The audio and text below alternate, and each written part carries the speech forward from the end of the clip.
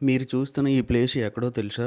శ్రీకాకుళం జిల్లాలోని అరసవిల్లి సూర్యనారాయణ స్వామివారి టెంపుల్‌కి వెళ్ళే అరసవిల్లి జంక్షన్ దగ్గర ఫిబ్రవరి 4 మంగళవారం రథసప్తమి సందర్భంగా అరసవిల్లి శ్రీ సూర్యనారాయణ స్వామివారి ఆలయానికి వెళ్తున్న దారిలో జంక్షన్ నుంచి ఏర్పాటు చేసినటువంటి అలంకరణ ఇదంతా.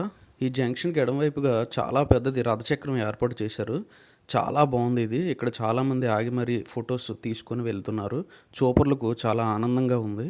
అలాగే సూర్య భగవానుడికి చేసేటటువంటి సూర్య నమస్కారాలు అంటే యోగాలో చేసే 12 ఆసనాలు ఇక్కడ అందరికీ ఈజీగా అర్థమయ్యే విధంగా విగ్రహ రూపంలో ప్రతి ఆసనము కూడా చూసే విధంగా అర్థమయ్యే విధంగా క్లియర్‌గా ఇక్కడ పెట్టడం జరిగింది. 12 ఆసనాలు కూడా.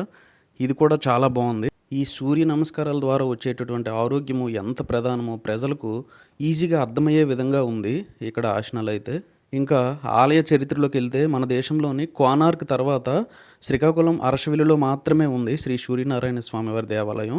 ప్రతి రథసప్తమి రోజు కూడా సూర్యనారాయణ స్వామివారి పాదాల మీద సూర్యకిరణాలు అయితే పడతాయి అని చెప్పి ఇక్కడ భక్తుల నమ్మకం.